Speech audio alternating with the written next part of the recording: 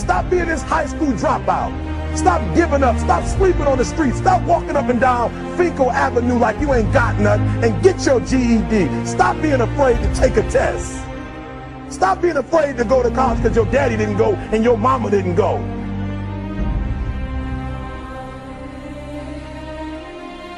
I don't do well in math. You're right. You ain't never studied. I'm not good in writing because you have never written before. You can't get through a writing class and you got tutor after tutor, resource after resource. The problem is you ain't never felt no pain before. You're soft. It's a soft generation. You quit on everything. You have to give it everything you got. No more TV, no more parties, no more playing. If you don't have a 4.0, what you need to be doing is studying. You a sophomore. You like, I'm just a sophomore. Or I'm just a freshman. Like I got time, to put it in another year. But you don't realize this, that the opportunity that you need is in your sophomore year. It's not in your senior year. Listen to me, you're running out of time.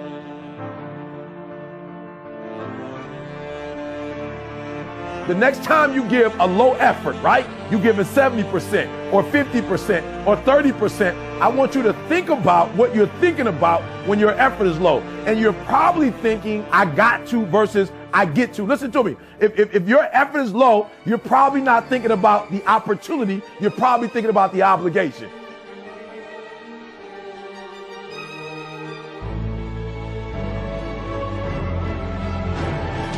Because success is allergic to average. Are you hearing what I'm telling you? Success and average don't have nothing to do with each other. So you can't say you want to be successful. You can't say there's certain dreams and goals. There are things you want to have and things you want to be if you are still average. You got to get to the point where you get allergic to average. You don't think average. You don't perform average. Success and average have absolutely nothing to do with each other. That's what I'm telling you. Your teacher can't stand average. Nobody really likes average. And the problem with a lot of you is you're not allergic to average, all right? You got to do me a huge favor, man. You lying to yourself. On one point, you said you want to be great. You want to do great things. You want to have greatness. You want to be great. Listen to me. But on the other hand, for real, you comfortable with average. You cannot be average any longer. Why? Because average attracts average. When I'm telling you to be great, because when you're great, you attract great. When you're average, you attract average. So I need you to do me a favor. I need you to get off average, right? I need you to get off average. You ain't got to rely on nobody to get off average but you.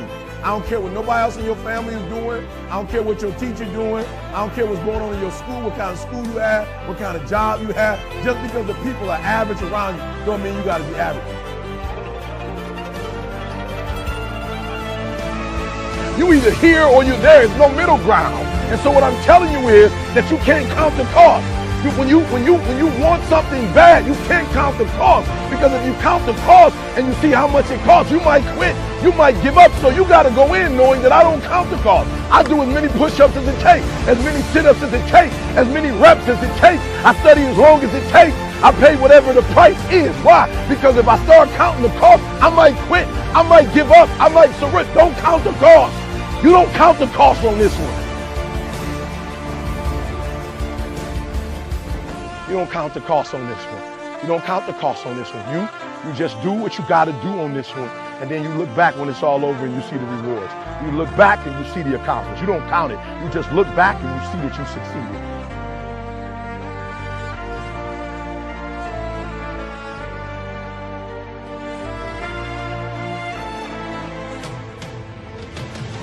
Everybody got a dream.